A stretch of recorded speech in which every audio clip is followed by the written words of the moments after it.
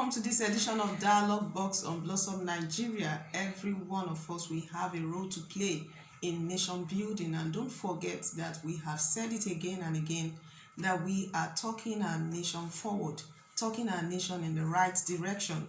So wherever you are, don't forget that you too can make a difference. You can contribute your quota to nation building, and that is why today we are looking at Edo State, how we can make that state have contribute our own quota to make it have its own peaceful, free and fair elections that will be coming up this Saturday. So as we do that, we'd like you to join us and also be on standby. You are there giving us what you think, your opinion, your suggestion, and on YouTube you are a subscriber, you are sharing, and everywhere we are on the Facebook Blossom Nigeria page and on our website www.blossomnigeria.com, you are available to make a difference. So as we look at Edo State today, we have our analyst, Mr. Chukwu Olise, that will be joining us, and he will talk with us on areas where we think Edo State can do very well to avert violence and anything that will bring about unnecessary tension.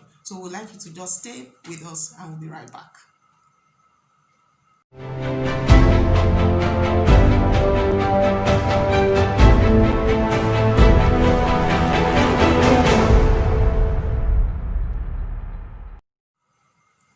You're welcome back. This is Dialogue Box on Blossom Nigeria, and we are talking our nation forward. So we have Mr. Chukwu on the line that will be talking with us on how we can work as a nation towards a very peaceful, free and fair elections in Edo State this Saturday. And Mr. Chukwu, good morning. Good morning, Madam Blossom. Good to be around again for an exciting time this morning. Thank you so much. So we have it, and we know that you too can make a difference. All right. We are talking about Edo State, and election is around the corner, is on Saturday. And before now, we've been hearing different news of how both the major parties, that's the All Progressives Congress and the People's Democratic Party, PDP, have been throwing accusations and counter accusations. So do you think the state is ready for free and fair elections with what we have seen so far, or those are just, let's call them a mirage? Actually, for me, I think the state is ready for a free and fair election based on observations, reports, and news that have been ongoing now on all social medias and the mainstream medias. All right. Why I would say that the election is going to be free and fair? You know, before now, it's been thuggery, it's been violence, it's been crisis. Every Edo State, there's accusation from the APC, counter accusation from PDP, and it's been turmoil all the way long in Edo State. And it got to the point that the Oba of Benin will give a good kudos to our Oba. He stepped in, I think that was in September 2nd, and then called them for a truce, that they should have a gentleman agreement and sign in for peace. And after the warning of Oba, all the thuggery and all the violence seemed to have mellowed down, and it's a good thing in the right direction. Aside from that, too, I think it was the day before yesterday, our former president Abdul Salam, also who is the chairperson of the Peace Reconciliation Committee, also stepped in and called the governor aspirants to order, and the truce was signed, and they all agreed on a gentleman agreement that there will be peace. They will not employ any mercenary or violence in carrying out the election in Edo State. So for me, I think it's going to be a free and fair election. Okay, now looking at the incumbent governor, that's Mr. Godwin Obaseki, and the major opposition aspirant from the All Progressives Congress, Pastor Osagie Ize-Iyamu, do you think they've been able to do, let's call it the way you have termed it, the gentleman agreement in carrying along the Edo State people for them to make their objective choice without any form of maybe intimidation or harassment? I think so. I think so. You know, this issue really started from when Governor Obaseki decamped from APC to PDP. Yeah. And you know the drama that ensued. Even before then, there've been a kind of disagreement and counter accusation between him and the former APC chairman, Comrade Adam Oshomole. Yeah. So the fight has been ongoing for a long time until when Obaseki was denied to run on the platform of APC, and then he decamped. Okay. So see, the tension have been building all along, and then before you know it too, the APC tried to swear in some House of Assembly members who were not sworn in, and Obaseki going ahead to, you know, pull out the roof of the National Assembly auditorium and so on. So, but you see, all these are behind us now, and we are looking forward to every one of them standing by their word. We believe that a man is held accountable for his word, and I believe that being the gentleman that they will be able to see to it that there's peace. You see, but one thing, aside from all these two, is also those who are also campaigning for them. You know, some of them, they are overzealous, and there's that tendency for them to also carry out some mischievous activities, even though they were not being sent, you know, maybe in favor of the candidates they are supporting. But based on the IGP, Inspector General of Police, he has assured us that there is going to be free and fair election, and he has also deployed. He has deployed some policemen there, and he says there are going to be more deployed to Edo State to ensure that there is peace in during the election. So I am sure that two of them have come to a gentleman agreement that they will hold to each other's end of the bargain, and they will have peace for during the election. All right. Now, looking at the angle of the deployment of troops to Edo State, we have it that currently over 33,000 policemen have been deployed to the state, and a lot of them are on ground to curtail any form of violence and conflict. And the INEC is also giving some form of warnings that they don't want any party to go outside of the rules of the game, the guidelines that have been given to each of the party to function with. So do you think in Nigeria we've attained that level of maturity in handling elections, looking at the level of the force that is even being deployed by the federal government to ensure free and fair elections in Edo State? For the fact that the IGP deployed over 33,000 policemen to Edo State is an evidence that we are far behind the maturity that politics takes, as seen in other countries in the world, like especially in Africa, like in South Africa, in Ghana, and so on. So are still very far from it. If a state, over 30,000 policemen are being deployed to a state, how about when we now have nationwide elections? States election at the same time? How many policemen will you now deploy? So it shows that we are still far behind when it comes to handling politics with maturity. And I think that the federal government should look more into it, because until this area is addressed, this issue is addressed, it will just keep degenerating and degenerating. The same thing happened during the Ondo state election, where there was some fracas taking place. It's not healthy for our democracy, and it is not also, however you want to look at it. So it shows the level of our maturity in terms of handling politics. We are still far behind. based on standards. All right, now, sir, Mr. Chukwu, I wanted to give you some titles. How would you counsel the average Nigerian at this point in time? Because Edo State is also having their own election around the corner too, and several other political affiliations in different areas. What would you tell the average Nigerian, talking about the level of political education that they should have to be able to function in a democratic society without any form of, let's call it intimidation from any party?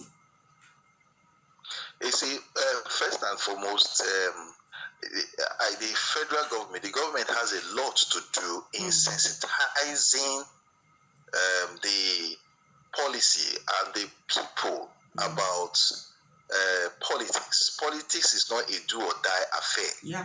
You see, one of the things the government has not really been able to do is that they need to revive the Ministry of Information. You see, of information, where, or would I say a ministry that is basically civic engagement ministry,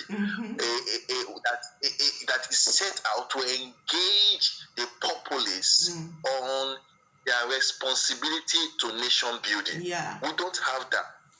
We don't have that. We need to have, if it's Ministry of Information that should do that, fine. But we need to carve out a department in Ministry of Education, Ministry of Information, that will be basically civic engagement, that will engage Nigerians on their civic responsibility in terms of elections, in terms of tax, in terms of attitude towards work, going early to work, in terms of honesty, in terms of integrity, in terms of upholding the right values and morals that we hold so dear. So there is need for a department in that level where people will be sensitized, given an orientation, because information controls people, communication rules people. Great men in those days that led them because of true communication. So it's like our government is a bit passive in that area. Nothing is going out. Nobody is talking apart from the mainstream media. Nothing is going. No jingle. Nothing is really, apart from what we also see, individual efforts coming up on social media, saying no to violence, saying no to being used as thugs during election, saying no to all these politicians.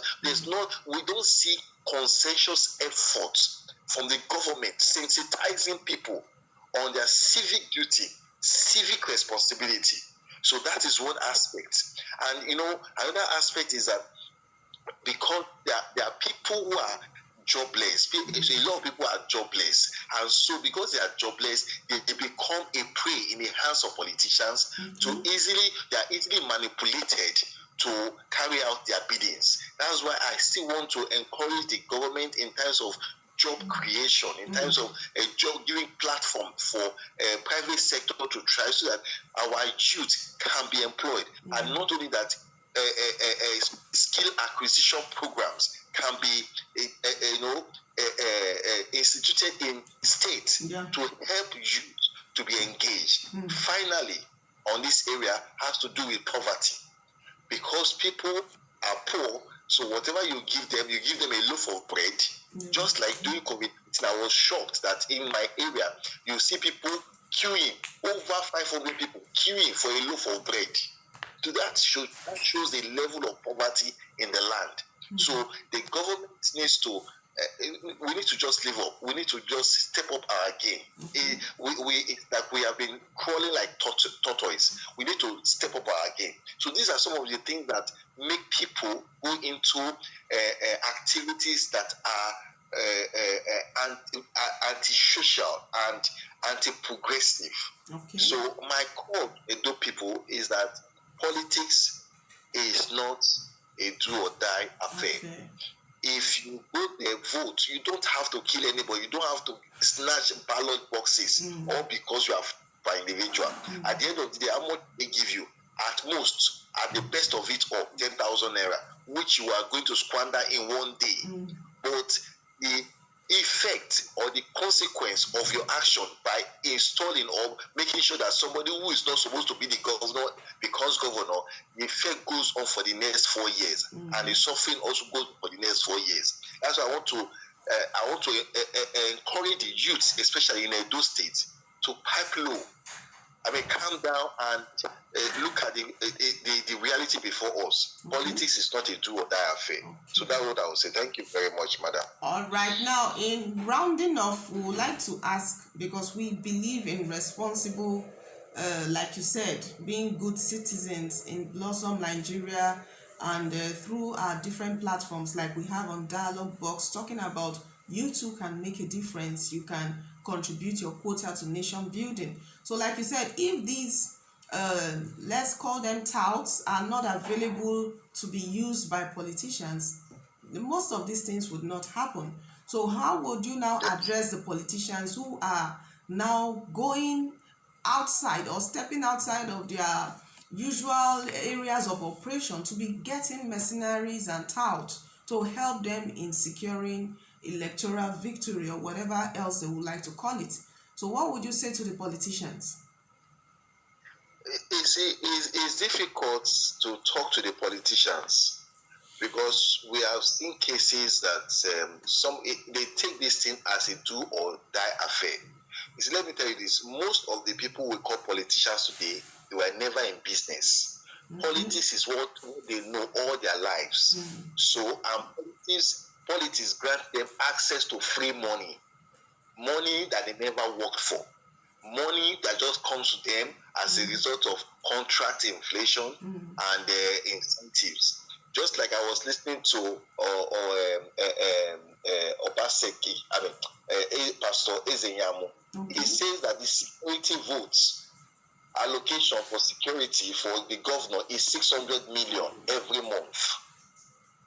600 million every month security votes. Do you know what that 600 million can do in the life of the citizenry if diverted into economic development? Exactly. You understand? So no wonder people kill themselves. People will go to herbalists, carry out rituals, and so on, just because they want to be governors, they want to be ministers, they want to be this. So it's a tight situation to say, okay, this is what we tell the politicians. The bottom line is that many of them are not into business, and they don't really know what it means to start a business, grow a business, standardize a business, and make profit with the business. So because they know that this is politics, and once they are not in politics, that is the end of the road for them. So road for them, that means it's a do or die. But for me, I still feel that one of the ways politicians can be curtailed is through our judiciary system. If our judiciary system are active, healthy, and strong, I believe that there are a lot of excesses that can be curtailed. So we need to come up with some repercussion for wrongdoing. But because there's no repercussion, there's no consequence for wrongdoing, people do whatever they feel like doing. They involve in violence, they involve in anything, provided if anything that happens, they go to courts, and courts, it grants them their petition. So that's what the issue is. So it's a difficult situation, a difficult question. So what do I say to the politicians? I don't want to tell them, but they know what is right. They know what is right. They know what is right. Because it's and when they are also there, they also portray that office as though it's the office of money making. Yeah. I'm sorry to digress a little. Let me digress. We just recently, Senator Dino Malaye invited somebody to his wardrobe. I was showing him all his shoes, his over 200 wristwatches and shirts, his bathroom, and so on and so forth. You see, what the senator does not understand, there's nothing wrong with what you have, provided it is legitimate. But by revealing such by displaying such wealth or displaying such things, you are actually telling our young people that politics is all about making money. Because we know that somebody like Senator Dino Malaye We know he never had a car before he became a politician. He was riding a bicycle before he became a politician. Now he has come into politics. He can show people his garage and show people his fleet of cars, show people his sitting room, show the whole world his bedroom. It shows the mindset of the politicians. So what are you telling Nigerian youths? Aspire to be a politician so that you can have money, eat money, buy wristwatches, buy cars, live exotic life. That is what you are telling Nigerians and the young people. It's a disgrace for such a high-profile individual to come up with such display.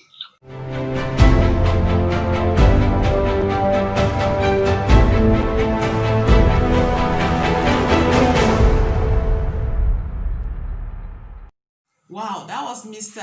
Chukwu Olise on the line, and he gave us some very candid counsel to Nigerians as the populace and the politicians. Don't forget, like he said, don't be a pawn in the hand of a politician. And to the politician, he also counseled that he has said the most he can say, that they are adults, they can think for themselves, but he believes that they should think of service, integrity, and not about what they can showcase to the world, just like he has counseled against what Senator Dino Melaye did. So in Edo State, we look forward to having peaceful, free, and fair elections on Saturday, and we know that it is possible. So no matter what happens, every one of us, you have a role to play in seeing to the peaceful and a state of free and fair elections that can be obtained in Edo State on Saturday. Thank you so much for being a part of this edition of Dialogue Box on Blossom Nigeria, and we look forward to having you again. I am Blossom. I believe in a Nigerian dream.